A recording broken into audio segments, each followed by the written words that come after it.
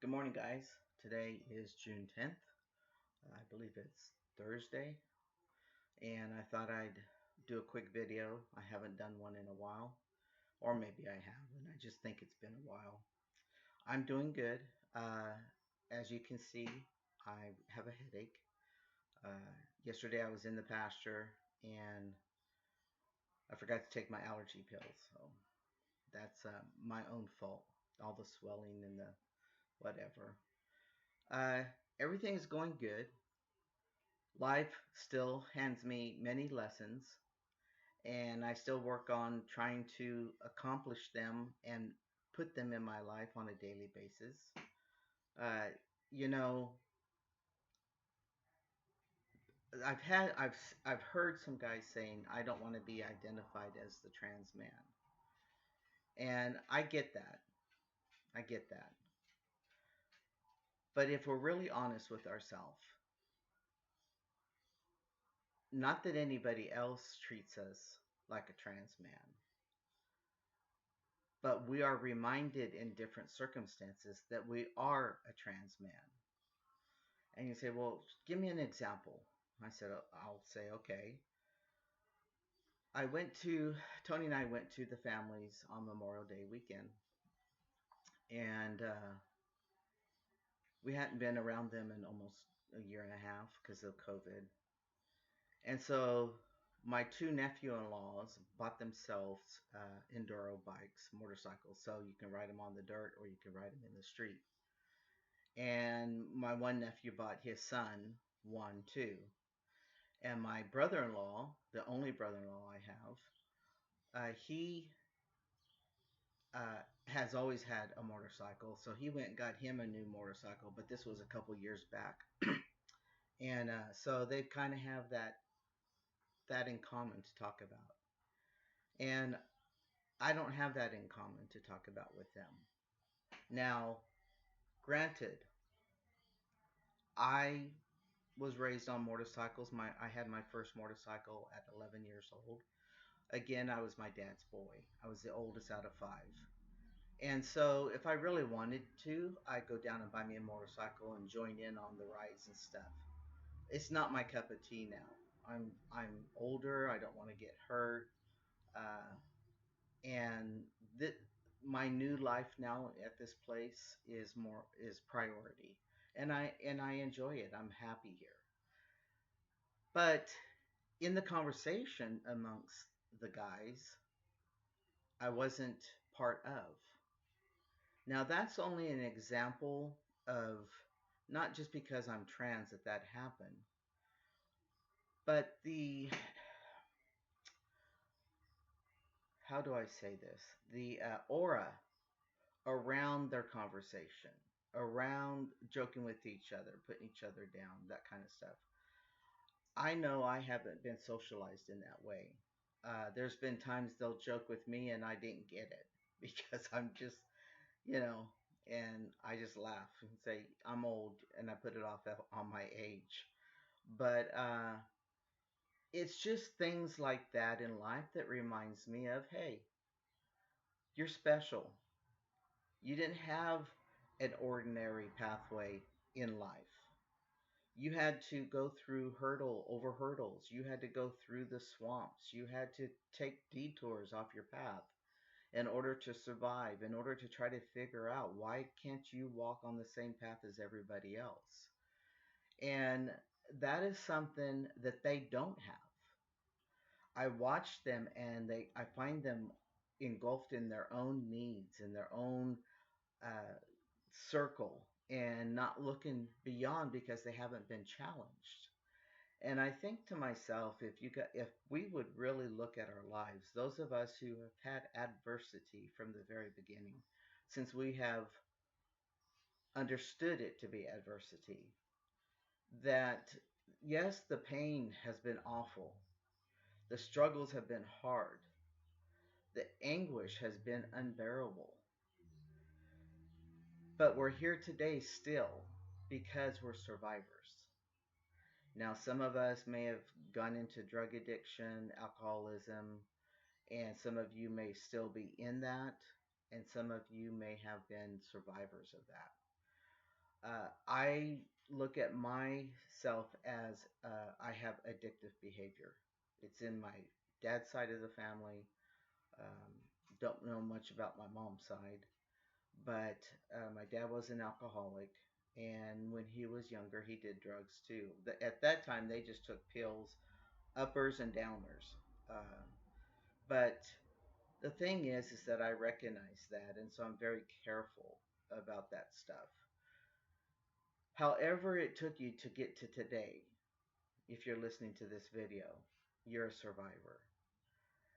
And instead of looking at the adversity as a negative, why don't we embrace it and think, yeah, this journey, this unique journey, has made us go out of the box, tear the walls down, and look beyond and question things. Now, I've said it many times in my videos how I was raised in a religious family and that I just couldn't understand how God could make me the way I am and then send me to hell. It just didn't go with me, okay? So I always have believed that I'm okay. I've never fell prey to, oh, I'm a sinner, oh, I need to be cleansed, I need to go through a 12-step program, uh, the Christian 12-step program, uh, any of that.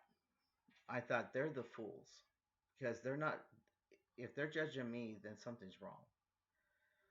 But why don't we embrace this adversity and look at it like we just won the track and field Olympics?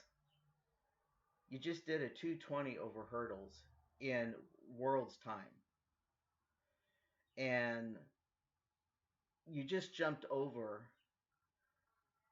the crocodiles into the sand beach across the swamp. I mean, sit and think about it when you get down about why is it that you had to go through this? Why is it that you are constantly reminded that you weren't born male or you weren't born female? And ask yourself, how have you handled that in your life?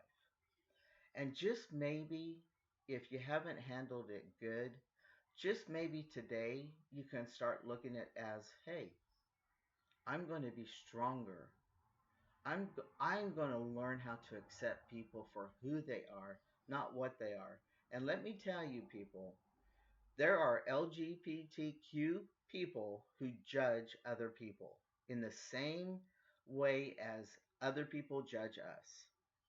So don't think the LGBTQ people are all perfect in their own way. No, no, I've seen it happen, seen it with us. Uh, I don't even like to use names, but to show you what I mean is the butches going on YouTube and making videos against the trans guys, like that dirty white boy. There was a thing back then about him. He was judging us. And you can't ask for acceptance and then turn your back on someone who's different than you are. That's wrong, and that's where humanity's wrong. So think about that for a minute, okay? I mean, if you're one of those that judge other people and yet you want people to accept you open arms, you got some work to do because your journey is never going to be happy because you're reacting in a negative way. Instead, embrace those people, and say, I may not understand what they're going through. I may not understand why they eat all the time. But you know what? There must be something down deep inside of them that they haven't faced yet or that they haven't brought to the surface. So I'm still learning these things, guys. I mean, that's why I'm doing this video. I was reminded the other day of, although I'm male, I'm not socialized as male, so therefore I'm not I'm not invited into some conversations just because I don't know what the hell they're talking about or I don't have any experience in it. I can't share memories or experiences with them. Uh, but I'm not going to go 20 minutes this time. I always go a lot when I'm trying to share things that I've done, things I haven't done. I'm going to be 60 this year. You guys who have been watching me since the beginning, I was 50 when I got my first shot in December on my 50th birthday. And in the very beginning, I had opinions. I did the It's a Man's World channel for a while, given my reactions to questions. And if I was to have those same questions today, my reactions would be totally different because I've learned along the way. I've grown as an individual. My sole purpose is not to please anyone. It's not to say, it's not for people to say, hey, Ethan's a great guy. My sole purpose is to be a good person. My sole purpose to wake up every day is to enjoy this home, to work on this home that has weaknesses and make them strong, and also to keep my eyes open when I get frustrated, start questioning myself, why am I frustrated? And when I start getting a little irritated at people, ask myself, why are you getting irritated? Can you change the situation? Do you know them well enough to change the situation? There's all kinds of scenarios. But the bottom line is that it's how do you want to be remembered? And that really maybe because of my age, maybe because I do think a lot, and death has visited my family in all different ways. I've had my sister murdered, like I said. My dad committed suicide. My mom's sister committed suicide. I've had grandparents that died of natural causes. So there is trauma, but I don't let it dictate my life. And I don't sit and feel sorry for myself to have lost my dad when I was only 25, or to have lost my sister when she was only 35. So we have control of our own selves and our own reactions and how we think and how we draw our opinions and our ideas. Just remember, being trans is a gift. It gives you opportunity to overcome some very strong waves and to succeed and grow as a person and to be productive. And that way, while you're growing and you're being productive and you're trying to do good every day, you also are leading by example to other people. And I think that's one of the most important things is how do you want to be remembered? Even if it's just meeting someone for the first time and you never see them again.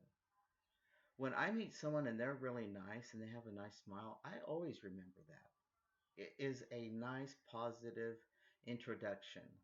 And someone says, oh, you remember that guy? Oh, yeah, I remember him. Yeah, he had a nice smile. Yeah, he was really nice. And people can also tell when you're fake. So just be yourselves, grow, learn your mistakes, learn your adversaries and change them. I can't even say the word now. Anyway, adversaries. Thank you. And understand that this life wasn't meant to be perfect.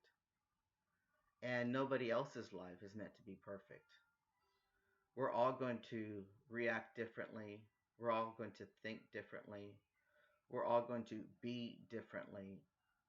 The only thing that we have in life is what we have in control of, and also to have a hope in humankind that there are those that will prevail, that are kind hearted, that are activists, that are peaceful, loving, kind, non judgmental. Those people, I hope, will continue to come in my pathway and show me what it means to be a little bit more well balanced. So, guys, that's my talk for today. I know I'm babbling, haven't done it in a while, but you guys take care. Take it one day at a time. Always make your journey as simple as possible. We'll talk to you later. Bye.